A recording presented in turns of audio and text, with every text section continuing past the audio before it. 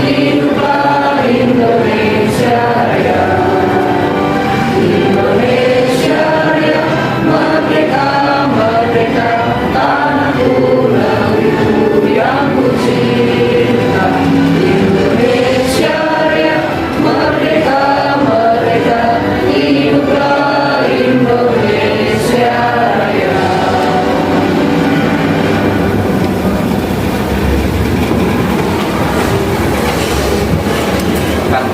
Berapa?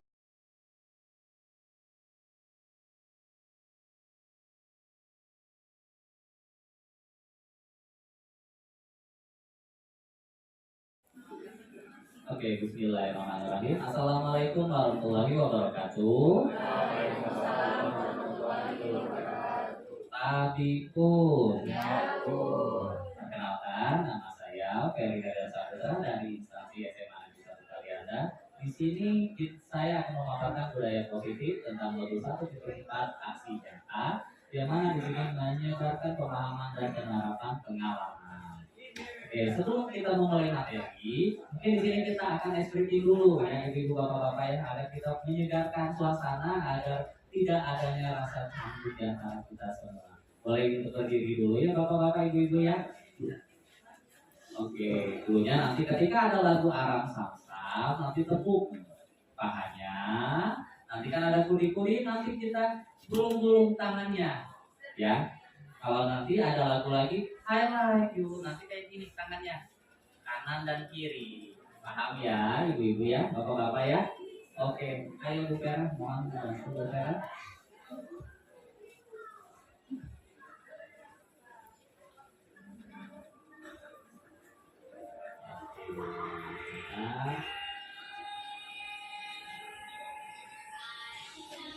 Aram sam sam, kuli kuli kuli kuli kuli ram sam sam. Aram sam sam, aram sam sam, kuli kuli kuli kuli ram sam sam. Alam agapi kuli kuli kuli kuli kuli ram sam sam. Agapi kuli kuli kuli kuli kuli ram sam sam. Oke, satu kali lagi. Aram sam sam, kuli kuli kuli kuli kuli kuli ram sam sam. Aram sam sam, kuli kuli kuli kuli kuli ram sam sam. Agapi kuli kuli kuli kuli kuli ram sam sam. Agapi kuli kuli kuli kuli kuli ram sam sam. Oke, satu kali lagi. Sam sam kuli kuli kuli kuli kuli ram sam sam. Aram sam sam, kuli kuli kuli kuli kuli ram sam sam. Agapi kuli kuli kuli kuli kuli ram sam sam. Agapi kuli kuli kuli kuli kuli ram sam sam. Oke, tepuk tangan untuk kita semua.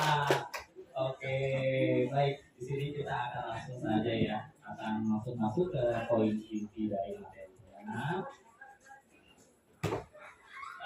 Selanjutnya itu materi dari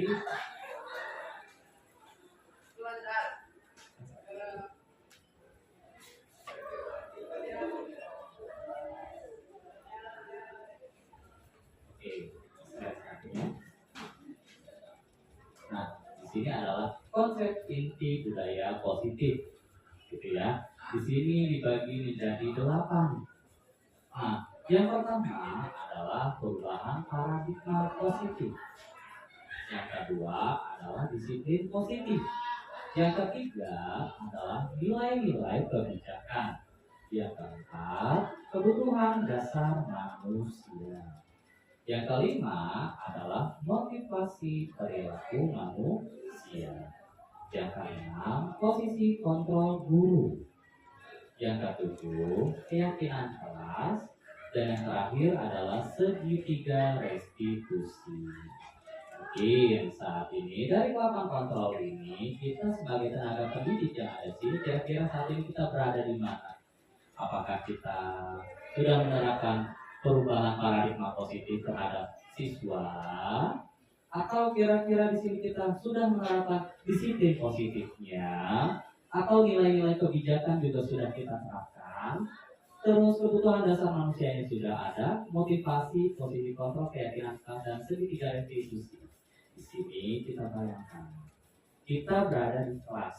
Kira-kira dari 8 item ini sudah berapa poinkah yang sudah kita terapkan terhadap peserta didik kita? Kira-kira ada berapa nih? Kira-kira di sini perubahan paradigma, disiplin positif, nilai kebijakan, kebutuhan dasar manusia, motivasi perilaku, posisi kontrol dan kreativitas. Adakah yang lebih dari 2? Atau hanya satu saja, yaitu disiplin positif? Kira-kira bagaimana? Masih ada? Oke, bicara boleh. Baik, terima kasih Pak Ferry atas kesempatannya. Kalau saya pribadi itu saya sudah mulai di bagian penggunaan paradigma yang positif dan juga di bagian keyakinan kelas, karena saya sudah membuat keyakinan kelas di kelas tempat saya bekerja seperti itu. Terima kasih Pak Ferry. Oke, gitu aplaus untuk Bu Vera. Oke, di sini tidak ada yang benar dan tidak ada yang salah ya. Kita di sini hanya sekedar merefleksikan diri kita. Kira-kira sudah sampai di manakah konsep inti budaya positif yang kita terapkan di dalam kelas dari ke-8 item ini? Sekali lagi, tidak ada yang benar dan tidak ada yang salah. Kita hanya sekedar merefleksikan diri saja. Sudah sampai di mana keyakinan kita berada di dalam. Oke, selanjutnya Bu Vera. Oke, di sini pembelajaran dengan paradigma baru. Yang mana di sini pembelajaran dengan paradigma baru merupakan pembelajaran yang dirancang berdasarkan prinsip belajar berdiferensiasi. Sehingga peserta didik belajar sesuai kebutuhan berdasarkan tahap perkembangan sesuai teori psikologi modern untuk mewujudkan profil pelajar Pancasila. Di sini kira-kira ada berapa sih profil pelajar Pancasila? Ada yang mau menjawab? Ada berapa? Ada 6. Yang pertama kira-kira apa nih? Oke, benar. Berkebinekaan global. Yang kedua, bergotong royong. Yang ketiga, kreatif. Yang keempat, bernalar kritis. Yang kelima, mandiri. Yang keenam, beriman dan bertakwa. Dari 6 ini tidak dapat dipisahkan dan semuanya berkolaborasi satu sama lain dan semuanya sangat penting untuk pembelajaran dengan paradigma baru ini. Dan ke-6 item ini selalu kita terapkan tanpa kita sadari. Mulai dari bergotong royong di kelas, apa sih contohnya kira-kira? Pak Sunanda, bergotong royong seperti apa Pak? Kira-kira yang sudah Bapak terapkan selain mungkin pada saat Bapak setiap hari Jumat bersih kelas, ada nggak Pak setiap harinya? Gitu.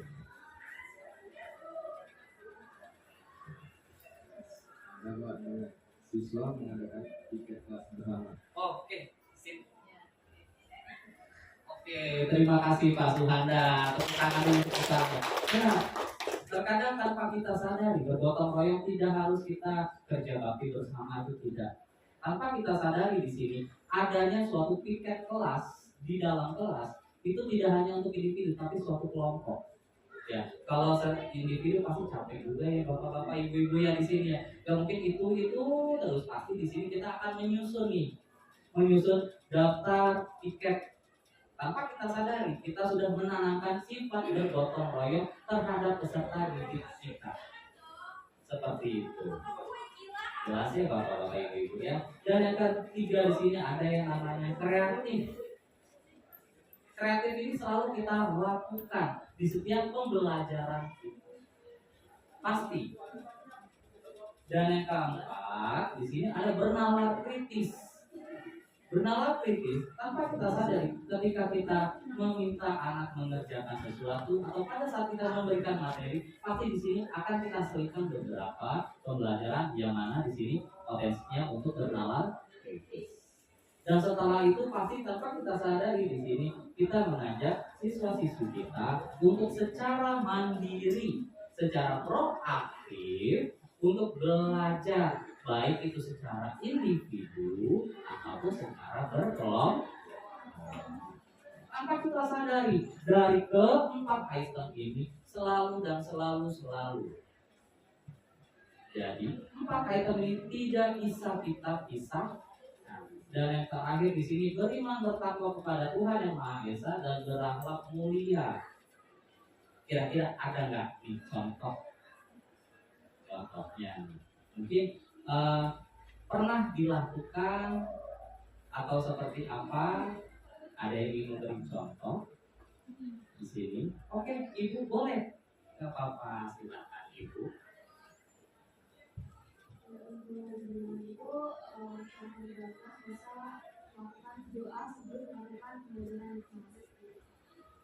Oh gitu, oke. Ibu, bagus banget. Jawabannya, beriman bertakwa kepada Tuhan yang Maha Esa dan berakhlak mulia ini tidak hanya kita sholat 5 waktu ya, tapi tanpa kita sadari benar jawaban Ibu tadi, pasti pada saat kita masuk, memulai itu pasti melakukan yang namanya doa. Gitu, pada Tuhan yang Maha Esa. Dan juga di sini kan berakhlak mulia. Tanpa kita sadari, ketika siswa-siswi kita sebelum memasuki ke lingkungan sekolah, pasti mereka dengan santunnya di sini menyalimi kita. Ataupun pada saat bertemu sepapasan lewat dengan kita, pasti mereka Bapak, Ibu, sembari salinan. Tanpa kita sadari di sini sudah terdidik karakter berakhlak mulia pada siswa dan siswi kita. Jelas ya Bapak Ibu ya. Jadi ke-6 item ini sangat tidak bisa dipisahkan dan ini selalu kita lakukan di keseharian kita. Oke, next Ibu. Oke, di sini ada yang namanya miskonsepsi tentang teori kontrol. Nah, di gambar ini mungkin kita akan melihat nih dari 4 item gambar ini. Yang pertama gambar yang ini ada gambar apa ini kira-kira ibu-ibu bapak-bapak di sini? Ada tangan, terus di situ ada tali dan tiba-tiba ada orang yang digerakkan seperti boneka, ya. Nah, ini adalah ilusi guru mengontrol murid tanpa kita sadari. Seperti itu. Kira-kira apa sih dari gambaran ibu-ibu dan bapak-bapak di sini terhadap gambar ini yang mana kita sebagai tangan terus ada tali kita mengontrol siswa kita. Kira-kira kita seperti inilah kita saat ini. Yang mana kita mengontrol siswa didik kita mengontrol ya. Dan yang kedua di sini gambar yang ini ilusi bahwa kritik dan membuat rasa bersalah mampu menguatkan karakter. Di sini mungkin gambarnya agak ekstrim ya gambarnya. Yang mana mungkin di sini lebih tepatnya kayak kita memarahi ya. Gitu. Dan yang gambar yang ketiga di sini adalah ilusi bahwa orang dewasa berhak memaksa. Apakah semua itu benar? Apakah benar di sini ilusi bahwa orang dewasa berhak memaksa? Apakah iya? Kira-kira bagaimana responnya? Soalnya di sini ada jawaban nih, ilusi bahwa orang dewasa ini berhak memaksa nih. Berarti kita selaku pendidik kita berhak nih memaksa siswa-siswi kita. Apakah iya seperti itu? Ada yang bisa memberi saran, tanggapan? Bu Rina, boleh? Oke, terima kasih Bu Rina. Terima kasih Pak. Izin saya menanggapi bahwa tidak semua orang dewasa itu berhak memaksa karena sejatinya anak-anak didik kita atau siswa itu juga adalah manusia yang memang punya pemikiran sendiri, punya pendapat sendiri, sehingga kita sebagai orang dewasa itu juga kita perlu bertanya, meminta pendapat mereka atau apa yang mereka mau dan apa yang mereka kehendaki. Jadi ilustrasi di sini bahwa ini adalah ilusi orang dewasa dan pemaksa itu menurut saya kurang tepat. Kurang Ya, terima kasih. Oke, tepuk tangan untuk Bu Nina. Oke, benar apa yang diucapkan oleh Bu Nina. Makanya kenapa di sini ada gambar keempat dari ketiga poin ini. Itu kesimpulannya di sini adalah ilusi bahwa semua pengobatan positif, efektif dan bermanfaat. Di sini gambarnya sangat adem ayem ya. Itu yang mana di sini gambarkan seorang bapak guru memberi apresiasi terhadap peserta didik dengan sapa dan santunnya. Yang mana layaknya kita seorang guru di sini kita hanyalah menuntun mereka. Jadi kita di sini tidak berhak memaksa mereka ataupun mengontrol siswa ataupun di sini membuat rasa bersalah yang mana dengan cara yang negatif itu tidak. Ya di sini kita hanya sekedar menuntun mengarahkan mereka ke jalan yang benar. Mungkin seperti itu ya ibu bapak ya di sini. Oke, next ibu. Oke, di sini adanya merubah paradigma stimulus respon ke pendekatan teori kontrol. Yang pertama, stimulus respon tentang dunia. Yang pertama di sini, realitas kebutuhan kita sama. Teori kontrol tentang dunianya adalah realitas kebutuhan kita berbeda. Dan yang kedua, di sini stimulus respon tentang dunia, semua orang lihat hal yang sama. Tetapi pada kenyataannya adalah setiap orang memiliki gambaran yang berbeda. Dan yang ketiga di sini kita mencoba mengubah agar orang agar berpandangan sama dengan kita. Sedangkan realitanya adalah kita berusaha memahami pandangan orang lain tentang dunia. Berarti kita di sini akan yang namanya menghargai pandangan suatu pendapat. Dan di sini ada yang keempat, perilaku buruk dilihat sebagai suatu kesalahan, sedangkan kenyataannya adalah semua perilaku memiliki tujuannya. Jadi tidak ada yang namanya kita misal, maaf nih, kita melakukan suatu kesalahan pasti anak tersebut ada tujuannya. Bisa jadi anak itu membutuhkan suatu perhatian khusus dari kita. Kurangnya rasa kasih seperti itu kira-kira. Dan yang di sini yang kelima, orang lain bisa mengontrol saya atau peserta didik. Sedangkan realitanya adalah hanya Anda yang bisa mengontrol diri Anda, bukan orang lain. Seperti itu. Dan yang keenam di sini, saya bisa mengontrol orang lain. Apakah benar? Tentu tidak. Realitanya adalah Anda tidak bisa mengontrol orang lain. Selanjutnya di sini, pemaksaan Anda pada saat bujukan gagal. Sedangkan realitanya, kolaborasi dan konsensus menciptakan pilihan-pilihan baru. Dan yang terakhir adalah model berpikir menang atau kalah.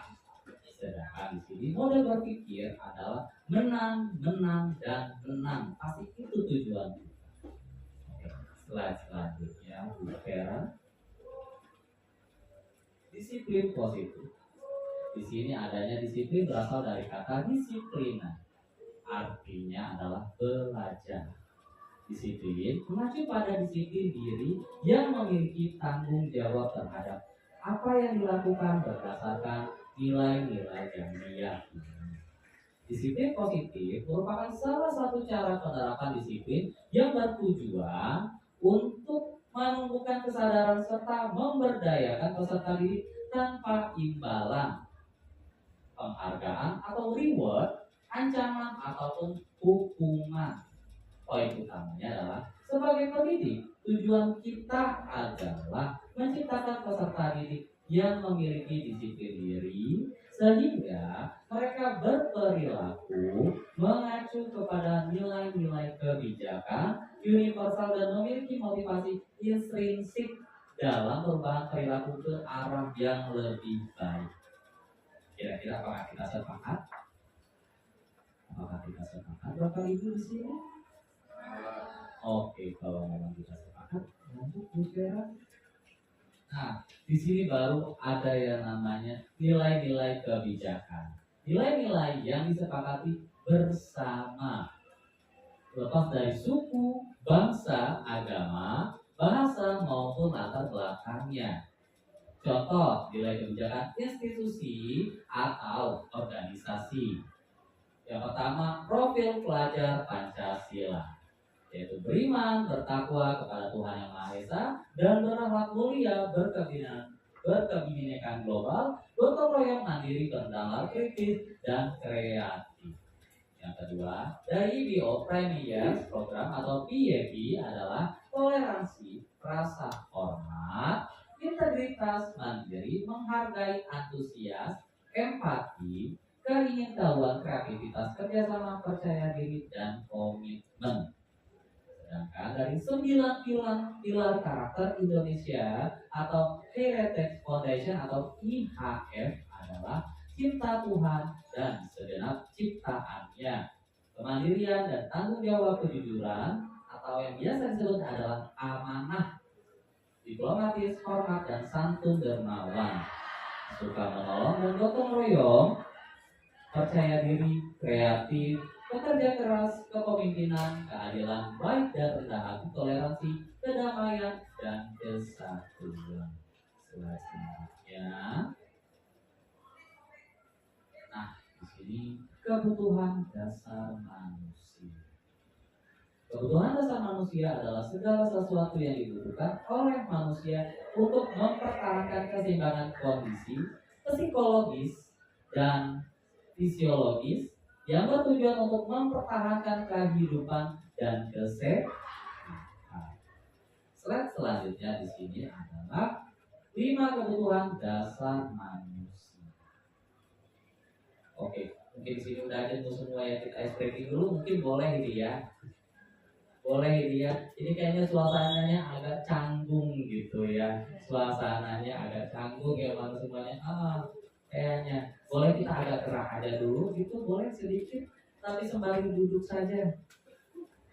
Gerak sedikit boleh. Atau kita mau senam bersama boleh. Boleh ya? Bisa ya? Kita bersama ya, kita senam sedikit ya. Ikuti saya boleh? Boleh ya? Senam apa Pak? Nanti. Yang jelas semuanya pasti bakal tahu kok senam kita di sini. Biar suasananya tidak canggung seperti ini. Senamnya pasti semuanya mengerti. Mulai dari kepala, pundak, lutut, kaki, kaki. Oke. Tahu ya semuanya ya. Biar kita refresh dulu sejenak semuanya. Mungkin kayaknya aduh itu suratnya kebanyakan Pak Ferry gitu. Kayaknya ya kondusif banget. Boleh ya kita penyegarannya? Bisa 3 kali gerakan saja kok gitu. Oke, berdiri boleh? Oke, kita berdiri dulu ya. Bapak Kevin mohon. Oke, kita berdiri dulu ya. Siap. Kita 3 kali gerakan ya. Oke, bisa kita mulai? Bisa, oke. Kepala, pundak, lutut, kaki, lutut, kaki. 1 kali lagi. Kepala, pundak, lutut, kaki, lutut, kaki. Dari belum? Nah, oke, terima kasih. Oke, mudah-mudahan sekarang enggak Pak Ferry, cuma capek Pak Ferry.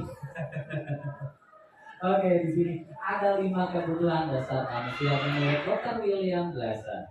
Yang pertama adalah penguasaan. Yang kedua di sini adalah kasih sayang dan rasa terima. Yang ketiga adalah bertahan hidup.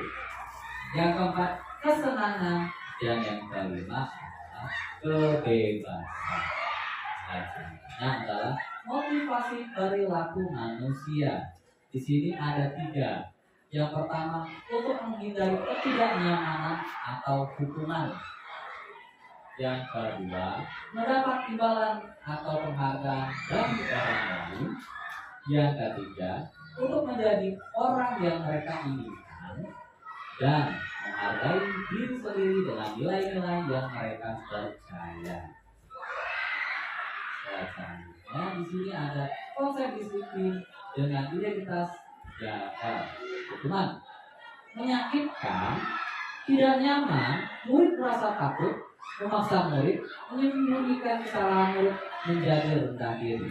Sepakat? Sedangkan di sini penghargaan tidak efektif, merusak hubungan, sifat iri, mematikan kreativitas, menghukum dengan sistem ranking, merampas hak menghargai diri. Kita sepakat itu maksudnya seperti ini. Penghargaan tidak efektif, merusak hubungan, sifat iri. Pasti akan menjadi sifat iri terhadap rekan sejawat mereka. Misal contoh, ini contoh aja ya. Anggap ini sebuah emas ataupun coklat. Kemudian saya memberikan pertanyaan, 1 tambah 1 berapa? 2. Yang menjawab pasti akan saya kasih imbalan. Benar? Lanjut lagi, 2 tambah 2 4. Yang menjawab pasti akan saya kasih coklat lagi. 5 tambah 5 10. Yang menjawab akan saya kasih lagi. Begitu seterusnya. Kenapa di sini konsep disiplin dengan identitas gagal, yaitu penghargaan? Pertama, tanpa kita sadari di sini, apa yang kita lakukan pasti akan menanamkan rasa sifat iri. Irinya terhadap siapa? Siswa kita yang tidak pernah ada kesempatan untuk menjawab, ataupun siswa-siswi kita yang tidak pernah ada kesempatan maaf. Itu terus saya ditunjuk bapak, itu terus saya ditunjuk ibu. Tanpa kita sadari mereka pasti akan ada rasa iri di dalam dirinya, yang pada akhirnya dalam saya maleslah berkreativitas, dalam saya maleslah saya tidak ada kesempatan untuk menjawab. Akhirnya tanpa kita sadari, hal ini menurunkan rasa keingintahuan mereka terhadap penghargaan yang kita kasih. Kenapa? Tidak sebanding dengan jumlah siswa. Seperti itu. Makanya kenapa di sini saya jelaskan penghargaan tidak efektif dan merusak hubungan serta mematikan kreativitas, menghukum sistem ranking, merampas hak menghargai diri. Sehingga siswa-siswi kita yang berada di dalam kelas, mereka merasa tidak nyaman. Adalah si A terus yang menjawab, sudahlah, saya nggak bisa, saya takut jawaban saya ini salah. Benar kan? Pasti itu terus, dan mereka pasti yang ada adalah sifat malasnya. Akhirnya apa? Timbul mereka yang duduknya berada di ujung ataupun tengah, dalam lebih baik saya tidak memperhatikan, saya tertidur. Tanpa kita sadar, lebih baik di sini kita setarakan saja. Bukannya kita tidak boleh menghargai atau mengasih suatu reward, tetapi alangkah baiknya di belakang mereka. Jangan di depan. Bukannya tidak boleh ya ibu. Ini saja yang khawatir. Oke, sepakat? Oke, selanjutnya di sini konsep disiplin dengan konsekuensi. 1. Penguatan jangka pendek perlu memonitor berkelanjutan stimulus atau respon murid, menghormati peraturan kehilangan waktu untuk merenungi kesalahan. Jadi, misal ada siswa kita yang memiliki suatu kesalahan, jangan langsung kita mengungkap, dia salah, jangan. Kita berikan waktu dulu untuk dia menyadari ada tidak rasa salah dari dalam dirinya. Jangan langsung kita menjudge, dia salah. Kita cari tahu dulu akar permasalahannya seperti apa. Seperti itu. Dan di sini adalah restitusinya adalah murid bertanggung jawab untuk perilaku, fokus pada pemecahan masalah. Jangka panjang murid menghormati dirinya dan orang lain. Teori kontrolnya adalah diri memegang kontrol, murid bersemangat memperbaiki kesalahan. Ini yang kita lakukan. Kita mengevaluasi baik dari diri kita dan juga siswa kita. Kita biarkan dulu, kira-kira sadar gak ya anak ini? Seperti itu. Jangan langsung kita judge, oh dia salah. Jangan. Kita kasih dulu clue-cluenya. Apakah dia bisa menyadarinya atau tidak? Kalau tidak, baru kita panggil secara pribadi. Oke, next selanjutnya apa? Oke. Konsep disiplin pendekatan restitusi, sebuah cara menanamkan disiplin positif pada murid. Restitusinya adalah proses menciptakan kondisi bagi murid untuk memperbaiki kesalahan mereka, sehingga mereka bisa kembali pada kelompok mereka dengan karakter yang lebih kuat.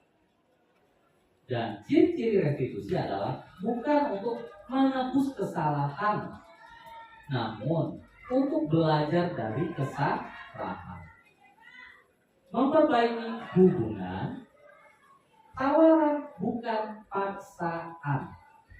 Restitusi menuntun untuk melihat ke dalam diri. Restitusi mencari kebutuhan dasar yang mendasari tindakan. Restitusi adalah cara yang paling baik. Restitusi fokus pada karakter bukan tindakan. Restitusi fokus pada solusi. Restitusi mengembalikan murid yang berbuat salah pada kelompok. Sepakat? Kalau sudah sepakat, kita ke slide selanjutnya. Perbedaan. Contoh kasus siswa sering tidak mengerjakan PR. Sering kita dengar? Pernah? Oke. Mungkin ini selalu menjadi pengalaman kita pribadi ya. Jangan siswa sering tidak mengerjakan PR atau mengerjakannya berada di sekolah. Hukumannya di sini adalah guru menghukum siswa tersebut hormat bendera selama 10 menit dan guru marah kepada sang murid. Itu yang pastinya sering kita lakukan. Dan yang kedua di sini konsekuensinya adalah guru memberikan konsekuensi untuk mengerjakan PR-nya saat istirahat atau dikerjakan sebanyak 3 kali lipat. Guru tegas dan siswa menghormati peraturan. Restitusinya adalah guru menanyakan keyakinan kelas dirinya dan membantu siswa menyelesaikan masalahnya. Guru terbuka dan siswa menghormati dirinya dan orang lain. Dan itu yang harusnya kita lakukan. Kita harus menanyakan dulu keyakinan kelas. Kenapa sih, Nak? Ada apa sih, Nak? Atau kurang jelas penjelasan ibu yang kemarin sehingga kamu tidak mengerjakan, atau kamu ada apa? Itu dulu yang kita lakukan. Jadi kita tidak hanya bersifat sebagai teman, tapi bersifat sebagai orang tua. Next selanjutnya ibu. 5 posisi kontrol restitusi. Kita di sini berada di mana nih? Kita nih. Dari 5 posisi ini. Kita berada di mana nih saat ini? Yang sering kita lakukan.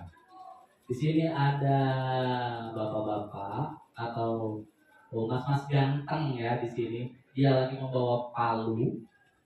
Terus di sampingnya ada seorang anak kecil dengan bapaknya. Dan di sampingnya ada teman sejawatnya. Mungkin ini anak kita si Kevin dan sampingnya mungkin itu anak kita si Suhanda. Mungkin seperti itu. Terus ini mungkin anak kita si Gading dan ini mungkin Bu Ina, mungkin seperti itu yang ada di kelas. Dan mungkin ini rekan sejawat kita mungkin seperti itu, Budia dan kawan-kawan mungkin seperti itu ya. Nah kira-kira kita berada nggak? Pernah tidak seperti ini? Apakah kita selalu nih dari 5 item ini? Yang pertama adalah penghukum. Pasti tanpa kita sadari kita pernah menghukum. Dan yang kedua, membuat rasa bersalah tanpa kita sadari kita pernah melakukan terhadap siswa kita. Dan yang ketiga, kita pernah mengajak mereka selakunya teman. Ayo nak, kerjakan. Ayo nak, bantu ibu, bantu bapak. Seperti itu kan? Dan yang keempat di sini, pemantau. Mereka mengerjakan tidak ya tugas yang kita berikan? Pasti. Yang kelima, manajer. Apa yang mereka tidak ketahui, pasti kita akan memberikan suatu solusi. Kita mengarahkan mereka dan kita menuntun mereka. Dan itu yang kita lakukan. Pada saat pembelajaran, anak-anak kerjakan halaman sekian. Pasti kita tidak langsung serta-merta seperti itu. Sebelum kita melaksanakan atau meminta mereka mengerjakan suatu tugas, pasti di sini kita mengasih teorinya dulu. Seperti apa sih? Kita masih buat arahannya dulu, clue-nya dulu. Layaknya kita selaku manajer. Sudah selesai, baru kita arahkan mereka. Nah, kerjakan seperti ini dulu ya. Kalau memang dirasa tidak mampu, silakan tanyakan. Dan itu tanpa kita sadari kita lakukan. Kita di sini sebagai penghukum, pembuat rasa bersalah juga, teman, pemantau dan juga manajer. Sepakat? Oh, ya Bu Vera. Contoh penerapan 5 posisi kontrol, kasus lagi nih. Siswa tidak memakai atribut lengkap saat upacara.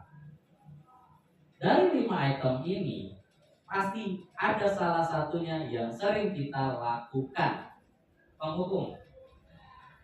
Hei nak, patuhi aturan sekolah, lalu berdiri di depan barisan. Sangat laskam. Pernah. Yang kedua, pemantau. Kamu sudah melanggar. Apa aturan dan konsekuensinya? Tadi ibu lihat dari kejauhan atau bapak lihat dari kejauhan. Kamu tidak berdiri di kelas yang seharusnya. Kamu berada di Merdeka 3, kamu berada di Merdeka 2. Ibu melihat, bapak melihat. Memang bapak di mana? Bapak ada di kelas 12. Bapak melihat dari sana dari kejauhan. Kamu tidak berdiri sesuai kelas kamu. Pernah kan kita seperti itu? Dan yang ketiga, kita selaku teman, kita menggiring dari kelas. Ayolah yang tertib, buat bu guru bangga. Kalimat ini tidak apa-apa kamu. Kali ini tidak apa-apa kamu salah. Kita mendatangin layaknya teman. Nah kamu salah, bukan sini tempat kamu nak. Yuk sini. Mengajaknya sebagai teman. Yang keempat, membuat rasa bersalah. Berapa kali Pak Guru harus memberitahu kamu? Pak Guru kecewa sama kamu. Pernah? Pasti kita di sini pernah. Dan yang kelima, apakah kamu tahu kesalahanmu? Kira-kira bagaimana kamu akan memperbaiki kesalahan ini? Berarti di sini kita mencari solusi. Tanpa kita sadari, kelima item ini kita lakukan. Terkadang kita menjadi seorang penghukum, terkadang kita menjadi seorang pemantau, terkadang kita menjadi seorang teman, terkadang kita menjadi seorang pembuat rasa bersalah. Yang kelima adalah manajer. Sepakat? Oke, selanjutnya Bu Vera. Oke, keyakinan kelas. Mengapa keyakinan kelas? Mengapa tidak peraturan kelas saja? Di sini ada suatu perbedaan. Mengapa kita memiliki peraturan tentang penggunaan helm pada saat mengendarai kendaraan roda 2? Dan mengapa kita memiliki peraturan tentang penggunaan masker dan mencuci tangan setiap saat? Dari kedua item ini. Kenapa? Di sini adalah suatu stimulus responnya. Mengapa keyakinan kelas? Mengapa tidak peraturan kelas? Stimulusnya adalah mengapa kita memiliki peraturan tentang penggunaan helm pada saat mengendarai kendaraan bermotor? Kenapa? Padahal kita mengendarai motor tidak memakai helm tidak apa-apa, benar. Tapi konsekuensinya adalah ketika kita jatuh atau mengalami laka lalu lintas, mohon maaf, hal yang tidak kita inginkan bisa jadi kepala kita bocor dan lain-lain. Begitu juga, mengapa kita memiliki peraturan tentang penggunaan masker dan mencuci tangan setiap saat? Hal yang akan kita lakukan ketika kita sakit, pasti kita akan menggunakan masker. Dan sebelum makan, pasti kita mencuci tangan. Dan itulah kenapa kita harus meyakini keyakinan kelas, bukan tidak peraturan pada kelas. Jadi kita melihat dulu mana yang utama dan mana yang seperti. Oke, selanjutnya Bu Vera. Nah, ini ada 3 contoh kegiatan membuat keyakinan kelas. Guru bersama siswa membuat keyakinan kelas. Yang pertama kita lakukan, tentunya di sini kita berdiskusi tentang peraturan, sepakat? Dan yang kedua, menyusun peraturan menjadi suatu keyakinan. Dan yang ketiga adalah menempelkan keyakinan berada di kelas. Seperti itu. Jadi 3 item ini dulu, berdiskusi dulu, baru nanti kita susun secara rapi. Sudah selesai kita menyusun semuanya dan berdiskusi, baru kita terapkan. Sepakat? Next slide selanjutnya, Bu Vera. Oke, bagaimana pembentukan keyakinan kelas? Di sini lebih kurang ada 7. Yang pertama, lebih abstrak daripada peraturan. Yang kedua, sedikit saja biar mudah diingat. Yang ketiga, berupa pernyataan universal. Yang keempat, dapat diterapkan di kelas. Yang kelima, bersedia meninjau kembali keyakinan kelas dari waktu ke waktu. Yang keenam, dibuat dalam bentuk positif. Yang ketujuh, semua warga kelas hendaknya ikut berkontribusi dalam pembuatan keyakinan. Dan yang terakhir, ini poin utamanya. Poin utamanya adalah segitiga restitusi. Dari kesimpulannya, yaitu menstabilkan identitas. Yang pertama, kita semua akan melakukan hal terbaik yang bisa kita lakukan. Yang kedua, validasi tindakan yang salah. Semua perilaku memiliki alasan. Yang ketiga, menanyakan keyakinan kelas. Kita semua memiliki motivasi internal.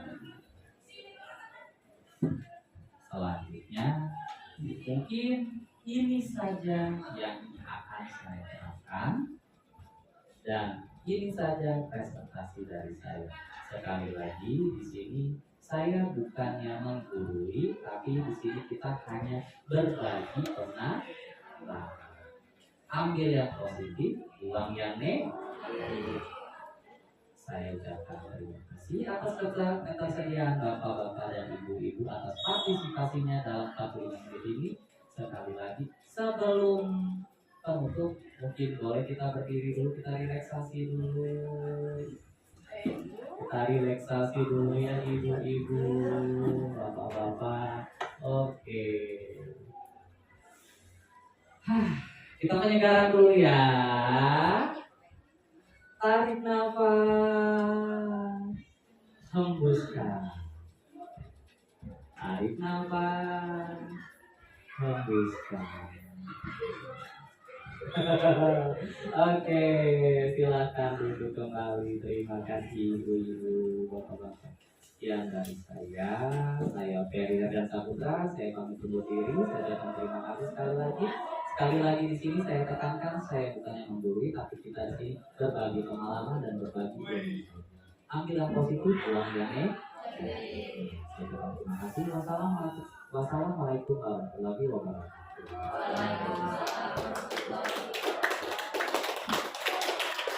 Berapa menit?